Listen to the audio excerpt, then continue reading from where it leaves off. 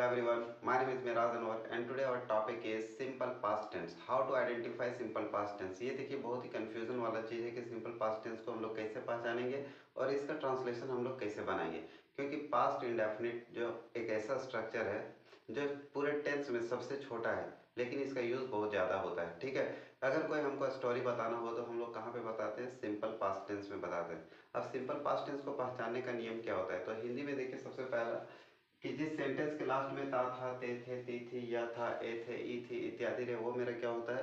Simple past tense होता है। लेकिन कंफ्यूज नहीं होना है, क्योंकि सिर्फ ता था, या था, ए थे, ई थी देख के हमको सेंटेंस नहीं बनाना है। फॉर एग्जाम्पल, कुछ ऐसा सेंटेंस होता है जो कंफ्यूजन सा होता है। ठीक है, जैसे वैसे सेंटेंस को हम लोग ये डायरेक्टली ये तो क्लियर नहीं कर सकते कि हाँ ये मेरा प्रेजेंट में है कि पास्ट में है। ठीक है, फॉर एग्जाम्पल, अगर किसी ने आपसे सवाल किया क्या आपने खाना खाया, तो ये सेंटेंस आपका कहाँ है? प्रेजेंट में या पास्ट में? आप इसका ट्रांसलेशन कहाँ करेंगे? क्या आपने खाना खाया, तो देखिए ये हो सकता है क्या आपने खाना खा लिया है, या तो क्या आपने खाना खाया है। ये भी हो सकता है क्या आपने खाना खाया था। तो इसका है कि ये कंफ्यूजन वाला सेंटेंस है, तो based on sense you have to translate. आपको सेंस के हिसाब से आपको ट्रांसलेट करना है कि हाँ हमारा सेंटेंस किस में बनाना है। अगर आपको कहना कि मैंने खाना खा लिया था या तो मैंने खाना खाया था, तो हमको क्या करना है? उसको सिंपल पास्ट में बनाना है।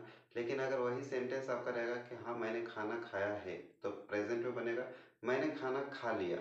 अब यहाँ पर है भी हो सकता है और था भी हो सकता है। ठीक है, तो बेस्ड ऑन सेंस आपका जैसा वहाँ पे सेंस होगा, सेंस के हिसाब से आपको ट्रांसलेट करना है। ठीक है, आपने खाना खा लिया, तो हम लोग इसको ऐसे भी बना सकते हैं, यू एट, आपने खाना खा लिया। और अगर यहाँ पर हे लगा देते हैं तो यू हैव ईटन भी कर सकते हैं। तो देखिए सबसे पहला चीज़ कि हम लोग सिंपल पास्ट को पहचानेंगे कैसे?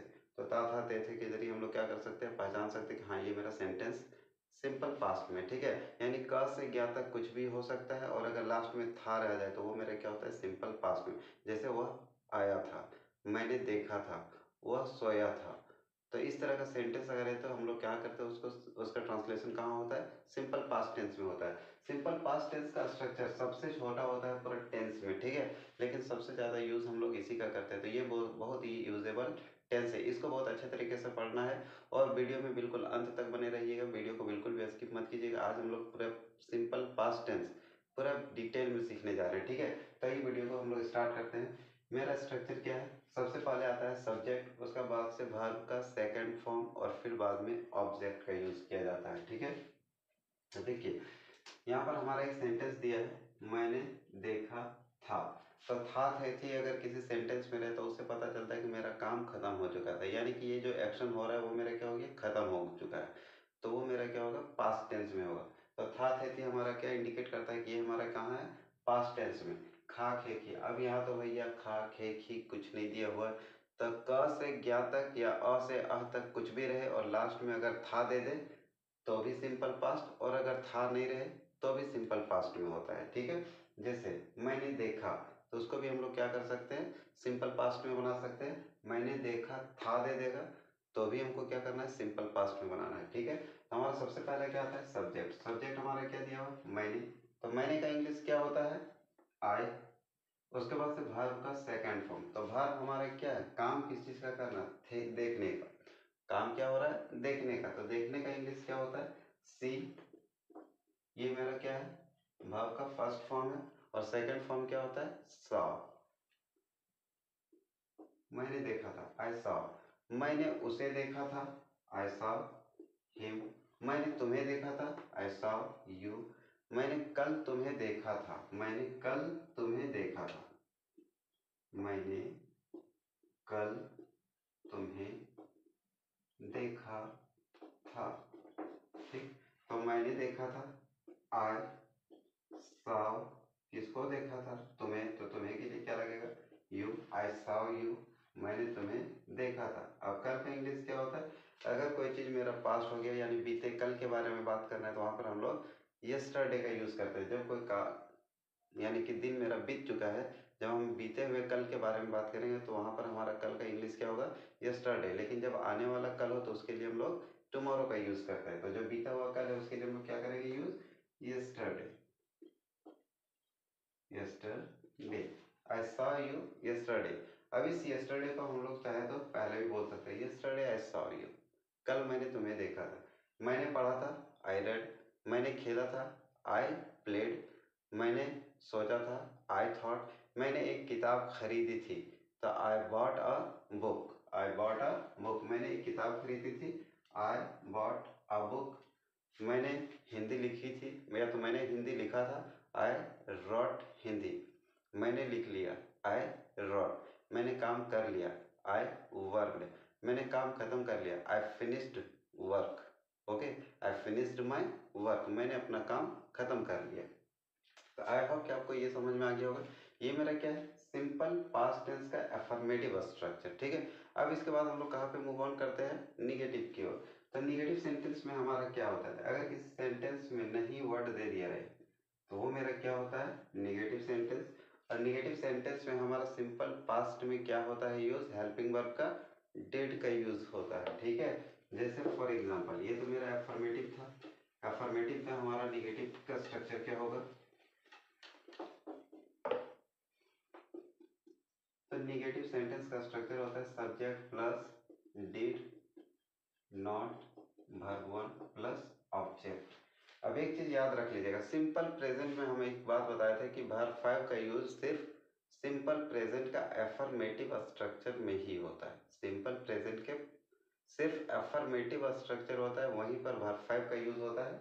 लाइक दैट वर्ब टू का यूज सिर्फ हम कहाँ पे करते हैं, तो सिंपल पास्ट का एफर्मेटिव स्ट्रक्चर में ही वर्ब टू का यूज होता है, और दूसरे जगह कहीं पे भी हम लोग वर्ब टू का यूज नहीं करते हैं। सिर्फ सिंपल पास्ट के एफर्मेटिव स्ट्रक्चर में ही वर्ब टू का यूज किया जाता है, और उसके बाद वर्ब टू का यूज हम लोग कहीं भी नहीं करते। वर्ब थ्री का यूज हम लोग कहीं भी कर सकते हैं, लेकिन वर्ब टू का यूज सिर्फ कहाँ पे होता है, सिंपल पास्ट के अफर्मेटिव स्ट्रक्चर में। उसके बाद से हमेशा किसका यूज होगा, वर्ब वन का। जब भी डू डज डिड लग जाए तो उसके साथ ऑलवेज हमको क्या यूज करना है, वर्ब वन का। डू डज डिड के साथ ऑलवेज हमारा वर्ब वन का यूज किया जाता है। ठीक है, जैसे वह बाजार नहीं गया था, वह बाजार नहीं गया था, तो हमारा सब्जेक्ट क्या है, वह का इंग्लिश क्या होगा, ही डिड नॉट, डिड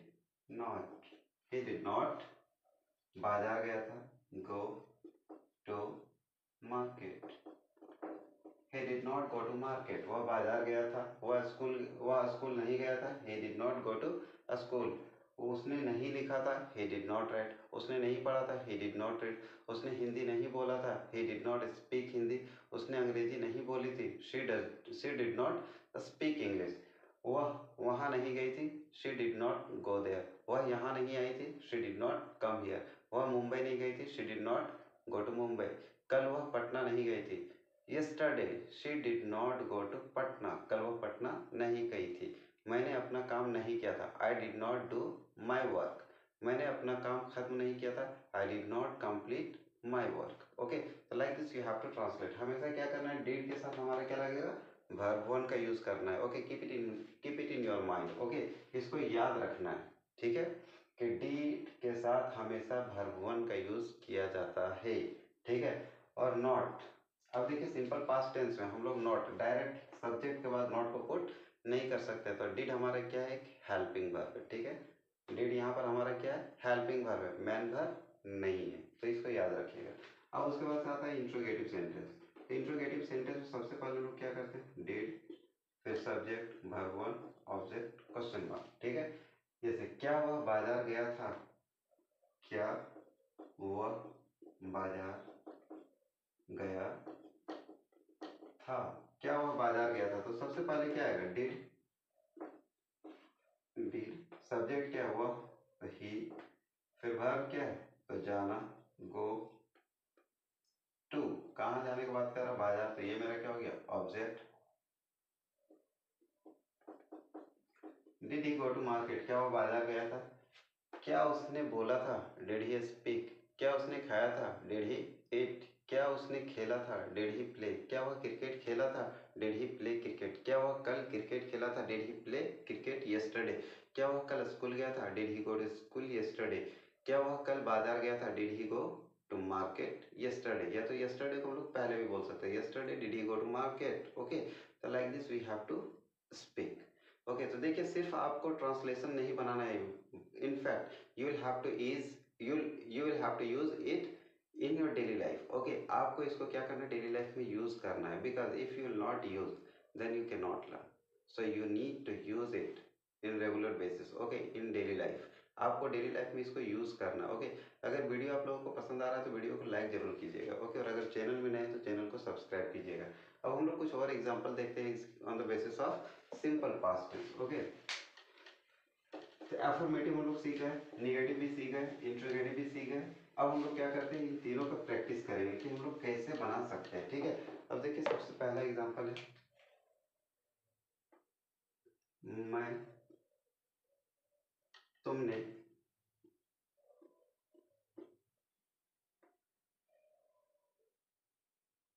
खाना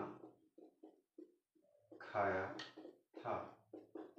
तुमने खाना खाया था, या तो तुमने खाना खाया, या तो तुम खाते थे। अगर इस तरह का सेंटेंस रहे तो वो मेरा क्या होगा, सिंपल पास्ट टेंस में होगा, ठीक है। तुमने खाना खाया था या तुमने खाना खाया, ये मेरा क्या हो गया, सिंपल पास्ट टेंस में, ठीक है। अगर इसके बाद अगर था के जगह हम अगर है लगा देंगे तो प्रेजेंट परफेक्ट हो जाएगा। तुमने खाना खाया है तो प्रेजेंट परफेक्ट टेंस में चला जाएगा, ठीक है। लेकिन अगर था दे दे तो मेरा कहाँ बनेगा, सिंपल पास्ट में। इसको एकदम बिल्कुल अच्छे से याद रखिएगा, क्योंकि ये यहाँ पर बहुत ही बड़ा कंफ्यूजन क्रिएट होता है लोगों के माइंड में, ठीक है, कि हम इस टेंस को कहाँ बनाएंगे, प्रेजेंट परफेक्ट में बनाएंगे कि सिंपल पास्ट में बनाएंगे, ठीक है। जैसे हम लोग कैजुअली बोलते हैं, क्या तुमने खाना खाया, इस तरह करके बोलते हैं, तो आदमी को लगता है कि ये पास्ट टेंस में, लेकिन होता है क्या है, प्रेजेंट में होता है एक्चुअली। लेकिन हमको लगता है कि ये पास्ट में, और उसका हम लोग ट्रांसलेशन पास्ट में करते हैं, जिसके कारण वो मेरा सेंटेंस क्या होता है, गलत हो जाता है। क्या तुमने खाना खाया, अगर किसी से आप पूछ रहे हैं तो वहां पर अगर क्या होगा, हैव यू ईटन, क्या आपने खाना खाया, इसका मतलब क्या तुमने खाना खा लिया है, ठीक है। तो ये होता है, तो इसको आप हमेशा ध्यान में रखिएगा कि आपका सेंस क्या बोलता है। तो according to sense you need to translate the sentence of English, okay, of Hindi, okay. आपको हिंदी का ट्रांसलेशन कभी भी अगर इंग्लिश में करना हो तो बेस्ड ऑन सेंस कीजिएगा, ठीक है। डायरेक्ट वर्ड टू वर्ड अगर ट्रांसलेशन करते हैं तो ये मेरा मिस्टेक होने का बहुत संभावना रहता है, 99% चांस रहता है कि हमारा सेंटेंस गलत हो जाए कहीं कहीं पे भी, ठीक है। तो सिंपल पास्ट और सिंपल पास्ट और प्रेजेंट परफेक्ट टेंस में ये कंफ्यूजन होता है, और एक पास्ट परफेक्ट टेंस भी आएगा, वहां भी हम बताएंगे। ये तीन टेंस है जहाँ पे कंफ्यूजन बहुत ज़्यादा होता है, ठीक है। तो इसको अच्छे से बिल्कुल पढ़ना, यहाँ पर बिल्कुल कंफ्यूज होने की कोई ज़रूरत नहीं है, ठीक है। तुमने खाना खाया था, सिंपल पास्ट में बनाएंगे। तुमने खाना खाया, सिंपल पास्ट में बनाएंगे। अगर है रहेगा तो ऑब्वियसली हमको प्रेजेंट परफेक्ट में बनाना है, लेकिन अभी है तो नहीं, ठीक है। तो बेस्ड ऑन सेंस हम लोग काम करेंगे। अभी हम लोग सिंपल पास्ट मान के चलते, तुमने खाना खाया था, तो हमारा सब्जेक्ट क्या है, तुमने। तुमने का इंग्लिश क्या होता है भैया, यू। उसके बाद से क्या लगाना है, वर्ब का सेकेंड फॉर्म, खाना खाया। तो ये मेरा क्या है, वर्ब है, और ये मेरा क्या है, ऑब्जेक्ट। तो वर्ब खाना का क्या होता है, एट का verb to eat, you eat food. तुमने खाना खाया था, या तो तुमने खाना खाया, तुमने खाना खाया था, यू ऐड फूड। तुमने खाना नहीं खाया, तब क्या होगा, यू। कभी भी नॉट हम लोग कभी भी यूज करेंगे अगर सिंपल पास्ट में, तो उससे पहले हमारा हेल्पिंग वर्ब डिड का यूज होगा। You did not eat food, तुमने खाना नहीं खाया। क्या तुमने खाना खाया, तब इसको ऐसा नहीं कि डायरेक्ट हम लोग वर्ब को आगे करेंगे, नहीं, बिल्कुल गलत होगा वो फॉर्म, ठीक है। सबसे पहले हमको क्या रखना है, डिड। उसके बाद से क्या है, यू। एट का वर्ब वन क्या होगा, एट, क्योंकि हमेशा डिड के बाद क्या लगता है, अगर डिड हमारा सेंटेंस में लग गया तो वो सेंटेंस हमारा क्या होगा, इंट्रोगेटिव में होगा या तो निगेटिव में होगा, लेकिन एफर्मेटिव में बिल्कुल नहीं होगा। तो डिड के साथ ऑलवेज वर्ब वन का यूज करना है, डिड के साथ ऑलवेज वर्ब वन का यूज करना है। जैसे यहाँ पर डिड लगा तो यहाँ पर वर्ब वन का यूज किया हुआ। तो डिड यू ईट फूड, क्या तुमने खाना खाया। मैं बाजार गया था, आई वेंट टू मार्केट। मैं बाजार नहीं गया, I did not go to market. क्या मैं बाजार गया, did I go to market. मैं स्कूल गया, मैं स्कूल गया था, आई वेंट टू स्कूल। मैं स्कूल नहीं गया था, I did not go to school. क्या मैं स्कूल गया था, did I go to a school, मैंने एक कलम खरीदी, मैंने एक कलम खरीदी, तब क्या होगा, मैंने एक कलम खरीदी, आई बाउट अ पेन, मैंने एक कलम खरीदी, मैंने एक कलम नहीं खरीदी, I I did not buy a pen, क्या मैंने एक कलम खरीदी, तब क्या होगा, did I buy a pen, ठीक है। मैं घर गया था, आई वेंट टू होम, या तो आई वेंट टू हाउस, मैं घर नहीं गया था, I did not go to house, क्या मैं घर गया था, did I go to house. यानी ऑलवेज जब भी सेंटेंस में याद रखिएगा डू, डज या डिड आ जाए तो उसके साथ ऑलवेज वर्ब वन का यूज करना है, ठीक है। डू डज डिड के साथ ऑलवेज क्या होता है, कभी भी सेंटेंस में आ जाए तो वहां पर हम लोग वर्ब वन का यूज करना है, लेकिन डू डज डिड ये हमारा as a helping verb sentence में आना चाहिए, ठीक है। अगर मेन वर्ब के रूप में आता है तो वहां पर फिर ये कंडीशन अप्लाई नहीं होगा। समझ में आया?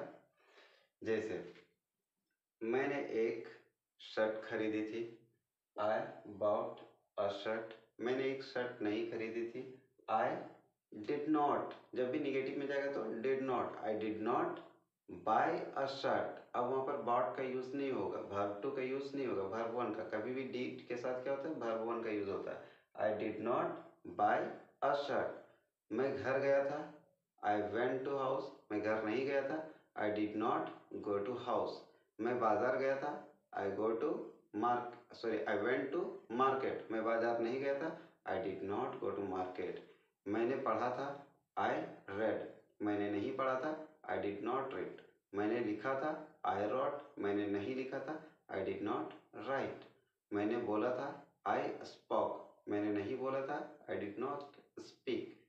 समझ में आया? मैंने गाली दी थी, आई अब्यूज्ड, मैंने गाली नहीं दी थी, I did not abused. Okay, तो लाइक करने के लिए स्टार्ट कीजिए। Okay, that's the right way to practise. Okay, right way and right technique, right approach is necessary. अगर आप राइट टेक्निक के साथ अगर प्रयोग नहीं करते, अगर राइट टेक्निक के साथ आप प्रैक्टिस नहीं करते, then you can never learn English. Okay, and our motive is to speak English, then we need to follow the rules, right approach, right technique, then we can learn how to speak English in front of anyone. Okay, समझ कैसे सकेंगे? अगर आप सोचे कि हम 2 sentence सीख गए, then I am able to speak English, never, you are wrong. Okay, you need to practice, आपको प्रैक्टिस करना पड़ेगा।